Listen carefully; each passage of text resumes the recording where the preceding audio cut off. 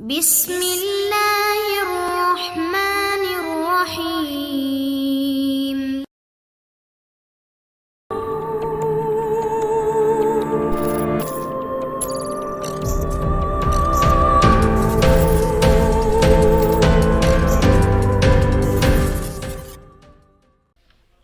السلام علیکم دوستو، عمران سیریز ناول پرنس ونچل by Mazhar Kaleem M A. اگر آپ نے ابھی تک ہمارے چینل جاسوسی دنیا کو سبسکرائب نہیں کیا تو سبسکرائب کریں اور بیل آئیکن پر کلک کیجیے۔ آپ مجھے تفصیلات بتلائیں، عمران نے سخت لہجے میں جواب دیا۔ سوری، تفصیلات یہ ہیں کہ ہمارے ملک نے ایٹمی طاقت بننے کا فیصلہ کیا ہے کیونکہ ہمارے ہمسایہ ملک نے ایٹمی دھماکہ کر دیا ہے، اس لیے طاقت کا توازن برابر رکھنے کے لیے ہمارا بھی ایٹمی طاقت بننا ضروری ہے۔ سر طاہر نے تفصیلات بتانی شروع کر دی۔ سر طاہر، میں نے پہلے ہی کہا تھا کہ غیر ضروری باتوں سے اجتناب کریں، مختصر طور پر بتلائیں، میرے پاس زیادہ وقت نہیں ہوتا۔ عمران نے ایک بار پھر سر طاہر کو ٹوکتے ہوئے کہا، مگر اس بار اس کا لہجہ بے حد سخت تھا۔ سوری، میں صرف پس منظر بتلا رہا تھا، سر طاہر نے جواب دیا۔ ان کے لہجے سے ناگواری عیاں تھی، مگر مقابل میں ایکسٹو تھا، اس لیے وہ مجبور تھے کیونکہ وہ ایکسٹو کے اختیارات سے اچھی طرح واقف تھے۔ اصل بات یہ ہے کہ ہمارے پاس ایٹمی دھماکہ کرنے کے لیے یورینیم 235 کی مقدار پوری نہیں ہے، اس لیے ہم نے اپنے دوست ملک سائنا سے خفیہ طور پر یورینیم 235 حاصل کرنے کا معاہدہ کیا ہے، اور کل رات 12 بجے حکومت سائنا کا اسپیشل طیارہ یورینیم 235 لے کر ہمارے ملک آ رہا ہے۔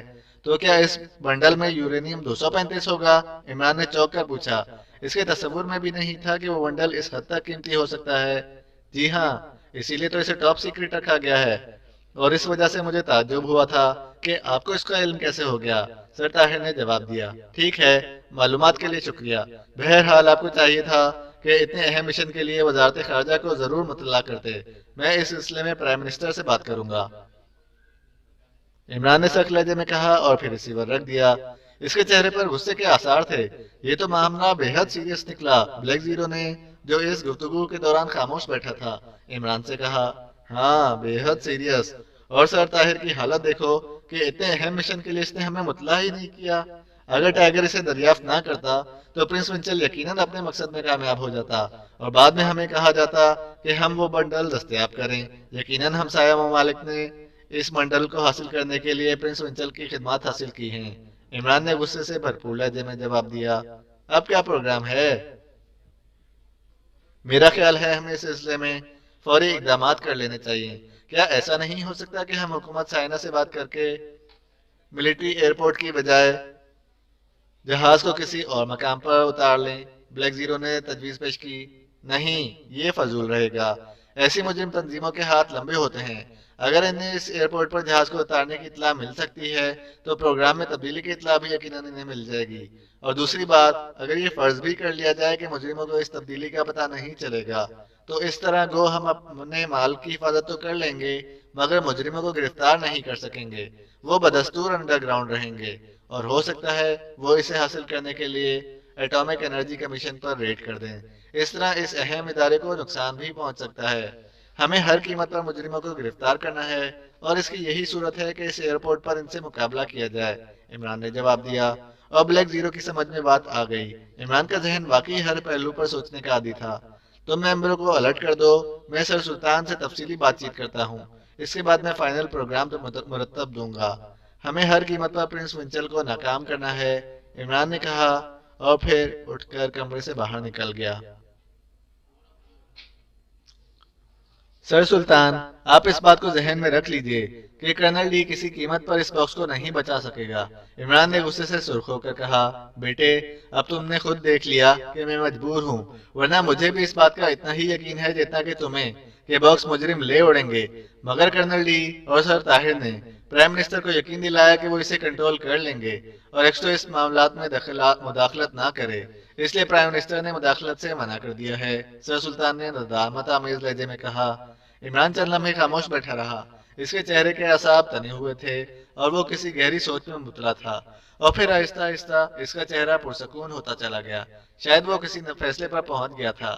ٹھیک ہے، میں کرنل ڈی کے کیس میں مداخلت نہیں کروں گا، وہ بھی اپنے بازو آزما لے، مگر میں نے محسوس کیا ہے کہ اگر مجرم کامیاب ہو گئے تو کرنل ڈی تو زیادہ سے زیادہ استعفیٰ دے کے علیحدہ ہو جائے گا، مگر اس کی ناکامی سے ملک کو جو نقصان پہنچے گا وہ ناقابل تلافی ہوگا، اور کم از کم میں اسے برداشت نہیں کر سکتا کہ کرنل ڈی اور سر طاہر کی ضد کی وجہ سے مجرم اس ملک سے کامیاب لوٹیں۔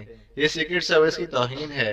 عمران نے پرجوش لہجے میں کہا، مجھے تمہاری حب الوطنی سے یہی امید تھی، اور تمہارے یہ فکرات سن کر میرا سر فخر سے اونچا ہو گیا ہے۔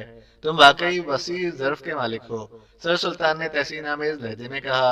ان کی آنکھیں چمک رہی تھیں۔ ٹھیک ہے، آپ یہ ٹرانسمیٹر رکھ لیں اور پرائم منسٹر سے بھی بات کر لیں۔ جس وقت میں آپ کو کال کروں، آپ بما پرائم منسٹر اور سر طاہر وہاں پہنچ جائیں۔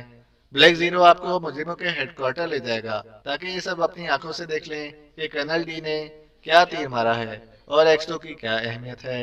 عمران نے ایک چھوٹا سا باکس جیب سے نکال کر سر سلطان کے ہاتھ پر رکھتے ہوئے کہا۔ مگر کہاں؟ سر سلطان نے حیرت سے پوچھا۔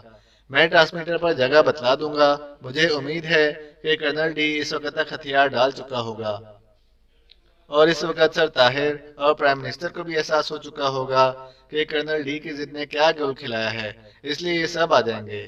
عمران نے کہا۔ ٹھیک ہے، سر سلطان نے اس بات میں سر ہلاتے ہوئے کہا۔ عمران نے رسٹ واچ کا ونڈ بٹن کھینچا اور گھڑی پر 6 کا ہنسا جلنے بجھنے لگا۔ چند وہ بعد دوسری طرف سے ٹائیگر کی آواز بلند ہوئی۔ Tiger speaking. Over. Imran speaking. کس پوزیشن میں ہو؟ اوور۔ عمران نے پوچھا۔ میں کرنل حبیب کا روپ دھار چکا ہوں باس، اور اس وقت ایئرپورٹ پر موجود ہوں۔ ٹائیگر نے جواب دیا۔ مزید کوئی معلومات؟ باس، مزید معلومات یہ ہیں کہ مجرم ایئرپورٹ سے باہر سڑک پر وہ بنڈل اڑائیں گے، اس سے زیادہ مجھے علم نہیں۔ اوور۔ ٹائیگر نے جواب دیا۔ اچھا یہ بتلاؤ کہ مجرموں کا ہیڈ کوارٹر کہاں ہے؟ تم تو ان کے ہیڈ کوارٹر میں بھی گئے تھے، اس کا محل وقوع بتاؤ۔ اوور۔ عمران نے سوال کیا، اور ٹائیگر نے انہیں اس ہیڈ کوارٹر کا پتہ اور اس کا اندرونی محل وقوع تفصیل سے بتا دیا۔ ٹھیک ہے، تم بہرحال چوکنے رہو، اور اگر کوئی مزید معلومات ملیں تو مجھے فوراً مطلع کر دیں۔ اوور اینڈ آل، عمران نے کہا، اور پھر ونڈ بٹن دبا کر رابطہ ختم کر دیا۔ سر سلطان خاموشی سے بیٹھے بات چیت سن رہے تھے۔ عمران نے میز پر رکھا ہوا ٹیلی فون اپنی طرف کھسکایا اور پھر ریسیور اٹھا کر نمبر ڈائل کرنے شروع کر دیے۔ فوراً ہی رابطہ قائم ہو گیا۔ Captain Shakeel speaking. دوسری طرف سے کیپٹن شکیل کی آواز سنائی دی۔ ایکس2۔ عمران نے پروکار لہجے میں کہا۔ یس سر، فرمائیے۔ کیپٹن شکیل نے مودبانہ لہجے میں کہا۔ کیپٹن شکیل، ویسٹریج کالونی کی کوٹھی نمبر 112 پر جاؤ۔ مجھے اطلاع ملی ہے کہ یہ مجرموں کا ہیڈ کوارٹر ہے۔ اپنے ساتھ ایمرجنسی میک اپ باکس بھی لے جانا۔ کوٹھی کے اندر داخل ہونے کے بعد تم نے 2 کام کرنے ہیں۔ ایک تو یہ کہ اس بات کا تعین کرنا ہے کہ آیا واقعی وہ مجرموں کا ہیڈ کوارٹر ہے یا نہیں۔ دوسرا یہ کہ وہاں کسی اہم شخصیت کا روپ تم نے دھارنا ہے۔ اپنے ساتھ B2 کا ٹرانسمیٹر بھی لے جانا۔ مجھے 1 گھنٹے بعد اس کے متعلق تفصیلی رپورٹ دو۔ مزید ہدایت میں اسی وقت دوں گا، اور سب ممبرز کو بھی کہہ دو کہ وہ کوٹھی کو گھیر لیں۔ عمران نے ہدایت دیتے ہوئے کہا۔ بہتر سر، میں ابھی وہاں جاتا ہوں، کیپٹن شکیل نے جواب دیا۔ عمران نے ریسیور رکھا اور پھر گھڑی میں وقت دیکھا۔ ابھی صرف 8 بجے تھے، آپریشن میں 4 گھنٹے باقی تھے۔ اچھا، مجھے اجازت دیں، میں نے مزید انتظامات کرنے ہیں۔ آپ پرائم منسٹر سے بات کر لیں۔ میری کال ملتے ہی آپ پرائم منسٹر کو لے کر مطلوبہ جگہ پہنچ جائیں۔ وہاں آپ کو بلیک زیرو بحیثیت ایکس2 گائیڈ کرے گا۔ عمران نے کرسی سے اٹھتے ہوئے کہا اور پھر سر سلطان سے مصافحہ کر کے باہر نکل آیا۔ رات کے 11 بجے تھے جب عمران نے ویسٹریج کالونی کی کوٹھی نمبر 112 سے تھوڑی دور آگے جا کر اپنی کار روکی، اور پھر کار سے اتر کر وہ تیز تیز قدم اٹھاتا کوٹھی کے مین گیٹ کی طرف بڑھنے لگا۔ مین گیٹ کے قریب پہنچ کر وہ ایک درخت کی آڑ میں رک گیا۔ اس نے اپنا ہاتھ سر پر مخصوص انداز میں پھیرا، اور چند لمحوں بعد بائیں سائڈ سے ایک سیاہ پوش عمارت کی آڑ سے نکل کر اس کی طرف بڑھنے لگا۔ صفدر؟ عمران نے سیاہ پوش کے قریب آتے ہوئے پوچھا۔ جی ہاں، میں صفدر ہوں، سیاہ پوش نے جواب دیا۔ کوٹھی کی کیا پوزیشن ہے؟ کوٹھی سے 4 کاریں باہر جا چکی ہیں، گیٹ آٹومیٹک ہے، صفدر نے جواب دیا۔ کیا تمام ممبرز یہاں موجود ہیں؟ جی ہاں، سوائے جولیا کے سب موجود ہیں۔ ٹھیک ہے، تم ایسا کرو، میرے ساتھ اندر چلو اور باقی ممبر سے بھی کہہ دو کہ وہ مختلف راستوں سے کوٹھی کے اندر داخل ہو جائیں۔ کوٹھی پر ہمارا مکمل قبضہ ہونا چاہیے، عمران نے صفدر سے کہا، اور پھر صفدر نے رسٹ واچ پر سب کو عمران کی ہدایت سے آگاہ کر دیا، اور پھر صفدر اور عمران دونوں کوٹھی کی دائیں طرف کی دیوار کی طرف بڑھنے لگے۔ تھوڑی دیر بعد وہ دونوں دیوار پر سے ہوتے ہوئے اندر کود چکے تھے۔ کوٹھی میں کودتے ہی وہ دیوار کی جڑ میں دبک گئے اور پھر انہیں برآمدے کے قریب دو آدمی نظر آ گئے۔ وہ دونوں مسلح تھے، شاید دھماکے کی آواز سن کر باہر نکلے تھے۔ عمران نے ہاتھ میں پکڑے ہوئے ریوالور کا رخ ان کی طرف کیا اور پھر 2 بار کلک کی آواز نکلی اور وہ دونوں کٹے ہوئے شہتیر کی طرح زمین پر گر پڑے۔ ان کے گرتے ہی صفدر اور عمران تیزی سے آگے بڑھے اور پھر انہیں کوٹھی کی پچھلی طرف بھی سائلنسر لگے ریوالوروں کی آوازیں سنائی دیں اور ساتھ ہی دبی دبی چیخیں بھی ابھریں۔ عمران اور صفدر برآمدے میں رک گئے۔ تھوڑی دیر بعد تنویر اور نعمانی پچھلی طرف سے مڑ کر برآمدے میں پہنچ گئے۔ 3 آدمی تھے، ختم کر دیے گئے، تنویر نے بتایا۔ اور پھر بائیں سائڈ سے صدیقی بھی پہنچ گیا، اس نے بتایا کہ ادھر کوئی نہیں۔ اور پھر عمران اور صفدر کوٹھی کے اندر پہنچ گئے۔ تمام کوٹھی خالی پڑی تھی۔ مجرم شاید صرف 5 آدمیوں کو کوٹھی کی حفاظت کے لیے چھوڑ کر خود آپریشن کے لیے گئے تھے۔ جلد ہی عمران نے تہہ خانہ ڈھونڈ نکالا جو پرنس ونچل کا آپریشن روم تھا۔ اچھی طرح چیکنگ کرنے کے بعد عمران اور صفدر باہر آ گئے۔ تم سب کوٹھی کے اندر مختلف جگہوں پر بکھر جاؤ، ایکسٹو وہاں پہنچے گا اور پھر پرائم منسٹر اور سر سلطان اور سر طاہر بھی وہاں آئیں گے۔ اس وقت ایکسٹو کے سامنے صرف صفدر اندر آئے گا، باقی لوگ بدستور اپنی جگہوں پر جمے رہیں گے، کیونکہ مجرموں کے سرغنے پہلے اندر آئیں گے اور مجرموں کے ساتھی بعد میں۔ مجرموں کے سرغنوں کو تو میں کور کر لوں گا، باقی مجرموں کو تم لوگوں نے کور کرنا ہے۔ تم لوگوں نے سائلنسر لگے ریوالور استعمال کرنے ہیں۔ شور بالکل پیدا نہیں ہونے دینا، کسی قسم کا رسک لینے کی ضرورت نہیں، کیونکہ پرائم منسٹر نے آنا ہے، اس لیے ہمیں خطرہ مول نہیں لینا چاہیے۔ عمران نے ان سب کو ہدایات دیتے ہوئے کہا۔ ٹھیک ہے، ہم خیال رکھیں گے، صفدر اور دوسرے ساتھیوں نے جواب دیا اور پھر وہ سب واپس مڑ گئے۔